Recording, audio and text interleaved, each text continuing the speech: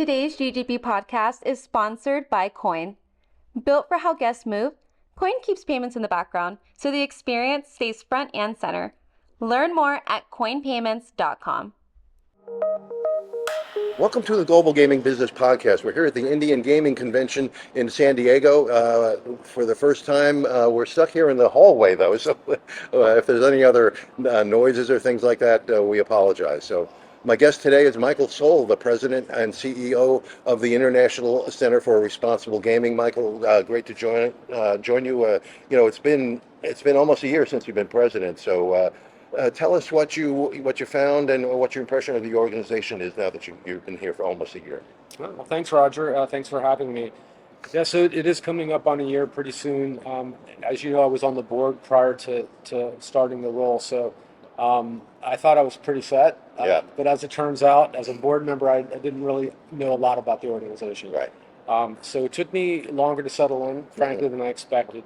But I would say, at this point, I'm pretty comfortable with the infrastructure that my predecessor, Art Pekowski, left me, who probably interviewed a year ago. Sure. I think we have some strategy in place that's kind of calls the current moment to rise to the occasion for some of the differences in the industry and how gambling and sports betting and online gambling are offered in the United States, which is becoming challenging and gives us some new things to look at. So you gave up the leadership of one of the most respected consulting groups in the industry, the Innovation Group. What made you decide to step down there and join the ICRG as president? Well, being on the board, Roger, I had a firsthand experience in this space, and it occurred to me for the first time as a board member that there is no federal funding for gambling addiction research. Right. All the other factors that represent comorbidity with gambling addiction, like alcohol and drug addiction, are all well studied. Gambling is not. So we not only do we not have studies on gambling behavior and addiction historically, but we also don't have the interaction with the other substances in that history. So we're trying to do all that at once with private money, frankly, and from stakeholders in the industry. Mm-hmm. Well, something that was identified early on by the NCRG in those days was comorbidity. I think the stat is 75% of the people who have a gambling problem also have another problem with some other kind of addiction, whether it be alcohol or drugs or sex. So that's really hard to work through, to just treat the one problem without treating the others. How is your organization approaching that? Well, I think, and this is even more true today with the movement in the prediction markets, we're trying to look at, much the way UNLV is in its education and research center, at risk-taking as a phenomena, of which gambling is one subset. Sure. And the different forms of gaming. And that's been a window for us that makes some sense. Okay. So Art Pekowski, we did an exit interview with him last year, right after he resigned. He left the organization in pretty good financial shape. Can you give us a thumbnail of the research side, some of the issues that you're looking at right now? Yeah, so I would say, as you may remember, the organization has been around since the late 1990s. So I've been following it ever since. There's the history, but with the advent of online and sports betting, and also the industry just becoming more responsible, and the leagues now taking on some of the reputational risk, we're putting things together a little bit differently than we have in the past. I think with where the prediction markets are going right now, we're going to have a long-term need to define what's happening inside the player from all angles. So the research now is starting to reflect where the risk is. We're doing research on the effects of harassment, which relates to integrity in sports betting. Right. That's not something we thought about before. Sure. Right. Absolutely. Right. We are seeing research that crosses over between stakeholders. For example, the NFL is very interested in the behavior of NCAA players who are at higher risk of becoming problem gamblers as players later, as NFL players potentially. The PGA, for example, is very interested in harassment because the smallest sound on the tee, Of course, right. and then having to question its authenticity is becoming a problem. So that's the new research. We've always been fascinated by the lack of research into just the nuts and bolts of Right. gambling Yeah. addiction. And you know that we have testing labs in gaming. We have a big responsibility amongst equipment manufacturers to keep responsible gaming in mind. So it's a constant dialogue with these new things entering the Sure. So Art was able to bring a lot of new organizations into the organization, into the ICRG in terms of membership. He brought all the sports betting companies in. He brought some of the leagues in as well. Now we've got these prediction markets out there. There's a lot of arguments going on whether they're legal or not, and I'm not sure, where that's going to land. But how does the ICRG approach that? Are you going to try to get them to fund some of the research? Well, it's interesting. We actually anticipated having a real problem, and we might still Yeah. sorting out in qualifying the research funds that we accept, who we accept them from. But it appears to me, and this comes really from my overall experience in the industry, by the time you accommodate or develop a philosophy around a disruptive industry, it's being overcome in some way, shape, or form. Sure. Not 100% on topic, but I've always thought that the gaming industry was less likely to be captured in another industry, like a media industry, than vice versa, because of the unique regulatory nature of what we do and the difficulty, barriers, and hard entry. So from that standpoint, we have the um, we have the ongoing integrity to watch. Right. So a few years ago, the NCRG, National Center for Responsible Gaming, became the ICRG. Is the international designation really growing as fast as you hope it will be? So it's interesting. Let's first of all take a step back. One of the things about the prediction markets that's interesting, and this is true of online and sports betting, all that we deal with, is that what happens internationally is largely not under our control. Sure. Right. Now, to answer your question in a couple of different ways, other countries do research Sure. on gambling Oh, we've addiction. seen in Australia, for example, it's a cottage industry down there. Australia, the UK essentially developed it. Right. So internationalizing is a challenge in the sense that a lot of these entities say their government is already working on it, perhaps they're paying taxes for it, but they're international companies, they're investing in us because they see the ubiquitous nature of the industry. Right. So we haven't had any real trouble lowering that interest.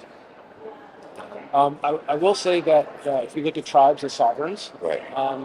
then we also have the internationalization of 40 plus states worth of interaction between state regulators and tribes that haven't yet taken this new industry really into account from a regulatory standpoint. Right. So we have to stay above that. We have to stay above illegal gaming internationally. But other than that, I've got disciples out there. Some of our board members are now in Europe or in Latin America. Right. And that's helping us spread our wings. Okay. Well, as you mentioned, there is a lot of research going on in Australia, in Canada, in the UK. Do you look at that research and try to incorporate it, or at least attract the people who are doing that research? So our division of labor would be good to highlight at this point. So we have an amazing research director, Travis Steiner, who you may have run into in the past. And he manages our scientific advisory board. We really manage the research topics and the integrity of the research itself. So we're not producing the research as much as facilitating. Yeah. But getting the word out there is our responsibility. Right. Disseminating the research is our responsibility. What's the process of somebody who wants to do some research to get a grant from the ICRG?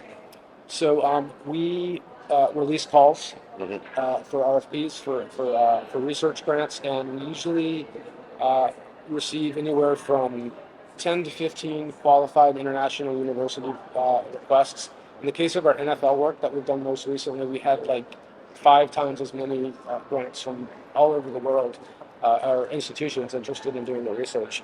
So they go through a process and they apply. Our scientific advisory board selects the strongest research case, and then the funds that we've raised are allocated, in the regulatorily appropriate way to the grant process. Okay.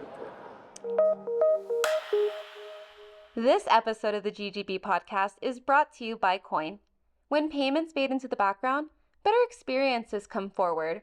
Coin helps operators support how guests naturally move through moments without interruptions or added friction. Secure, flexible, and designed to evolve, Coin integrates into existing environments while helping operators deliver more connected guest experiences. Learn more at coinpayments.com. So the ICRG has always had research with the highest standards. Everything is peer reviewed, published. It's all very very high level. Why can't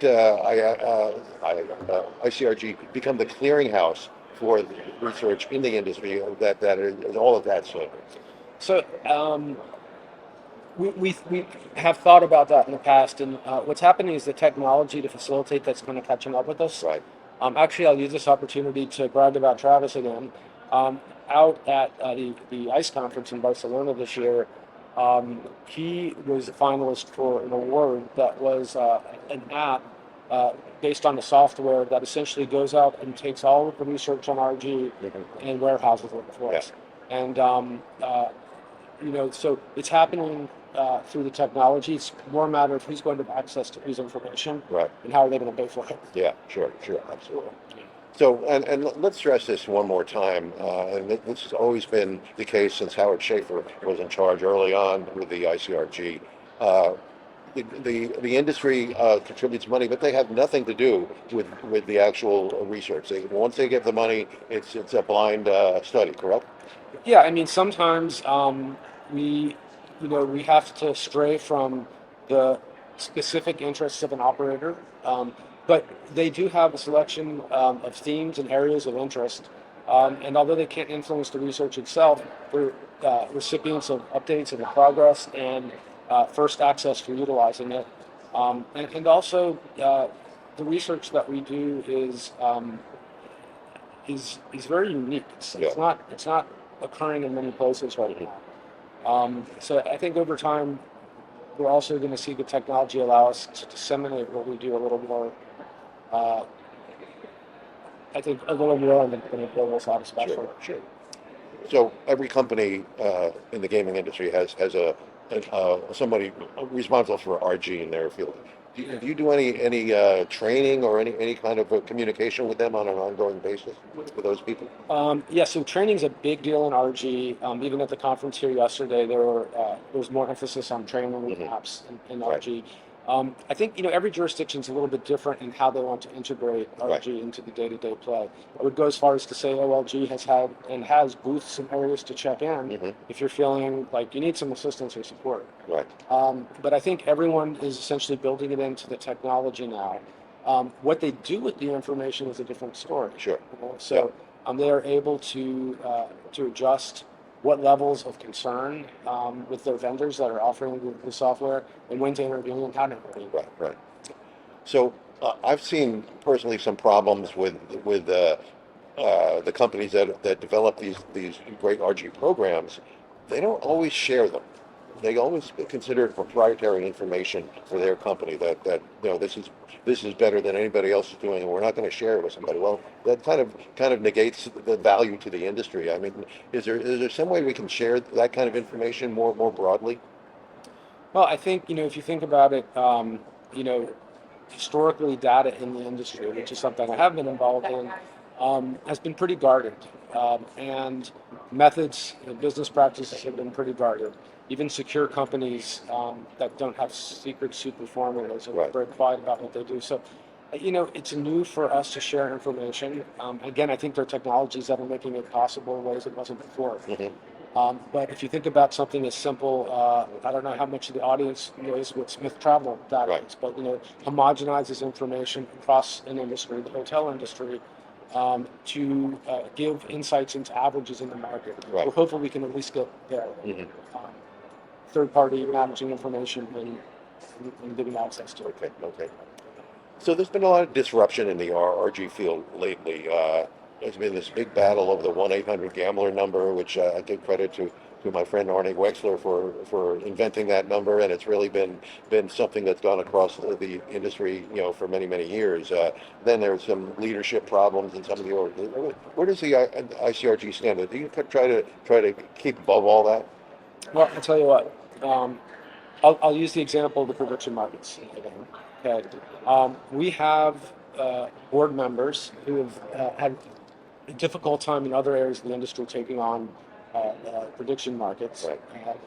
Particularly sports betting operators. Mm-hmm. And they've had to, in some cases, part ways. When we talk about research, there isn't really a competitive disadvantage to supporting someone else's research. Yeah. If it's for something like gambling addiction. So yeah, I think we've got a good basis and common threshold on that. Yeah, okay. Okay. So the ICRG conference has always been held alongside G2E every year, and it's a great conference. You bring some of the top minds in the industry to the conference. So what can we expect this year at G2E? Well, first of all, since it's primarily an academic conference, I've mandated that I be more interesting and excited. So we will have a soundtrack, I hope, and some Okay. visuals. But no, I mean, this year, our conference moves with the research. 2 years ago, it was all about the impacts of sports betting. I think today, we're going to hear a lot more about player impacts. Yeah. We're going to hear a lot more about youth, children, Mm-hmm. and how they're learning at young ages about gambling in ways that when they're confronted with it, it's no longer something that's shocking to them or something that offers a temptation. Right. And I think in terms of younger adults, let's say in college now and emerging, their intense intoxication with sports betting continues to be a concern. Sure, yeah, no question. And treatment is always something that I think is underappreciated. I think because obviously that's something. Education is important too. Make sure people understand how responsible gaming works. But treatment for the people that have the problem. How focused is the ICRG on that? So I would say if you look at all our stakeholder groups, the least direct stakeholder is the player. Mm-hmm. Inflicted player. So that is essentially because we're delivering information that's used to develop methods of treatment, Right. not actually developing the methods of treatment itself. The 1-800 number organizations of the world and those dealing with treatment and player-to-player contact are very focused and specialized in that area. Right. And I think education is fair game for everyone. We use it to add prevention Right. to treatment so that the treatment becomes less necessary Yeah. in the long run. That's where education is. Okay, great. So I played in the JCM AGM golf tournament, which benefits the ICRG for many years. How important is that to your organization? Well, in terms of as a financial fundraiser, it represents almost 100% of our non-partner income. Right. It's in terms of what we can yield out of large sponsorships, and it incorporates two very important organizations, the AGA and AGM, both Right. who have kind of an umbrella interaction in the industry, and it's important also because it gives our Las Vegas-based community an opportunity to get together and interact socially. We hope we'll be playing this year. Mm-hmm. I hope I will be. I'm talking to my bosses. We'll see. I might even be playing this year. Okay, Which would good. be a first. Maybe we can play together and laugh at each other. Okay. Sounds good. So you mentioned the AGA. I consider Frank Fahrenkopf one of my mentors, and every time I've interviewed him on the subject of responsible gaming, he points to the ICRG as the most important thing he did as the head of the AGA, and was the formation of this group. Where do you think that the role and the reputation of the ICRG is going, say, in the next 5 years? Well, first I'll point out that right now we really have a different mandate than the AGA. Mm-hmm. We were birthed by the AGA, Right. but we're not advocates. Yeah. And as soon You're as that completely became separate clear, now. I know we had to in the separate. beginning that you were. And that's the reason. But we came from a high quality organization, funding, appropriate funding from the industry, serious regulated entities, regulators from states on our board. And I think that's the reputation. We've got in delivering research results that are tested and undeniably legitimate. Right, right. So, where do you think the organization will be in the next 5 years? Yes, I think over the next 5 years, we're probably going to find ourselves with a larger number of smaller contributors in the space. Frankly, the large cap companies in the NFL and NBAs of the world are low hanging fruit in this space now. Not that we don't have to work hard to get their attention, but now it's going to be individual tribes who brought on an amazing new person on our team who's going to specialize in interacting with tribes so that we have also a cultural sensitivity to how we deal with research. Sure. Tribes are managing gaming operations, employees, tribal and non-tribal employees, tribal and non-tribal players with multiple layers of government. Yeah. So it's an intricate space, and I'm happy we finally are going to be able to focus on it. Yeah, no question. Tribes are certainly an important element in this solution to this problem. So, well, Michael, thanks for joining us. We like to do this once a year with the head of the ICRG, so we'd like to catch up with you next year and see where you've gone since then. Thank you. I can't wait to see where we are in a year. Great. Thanks, Michael. Take it easy. Thanks for tuning into the GGB podcast, sponsored by Coin. Designed to integrate with existing operations, Coin helps operators support today's guests and tomorrow's expectations. Visit coinpayments.com to learn more.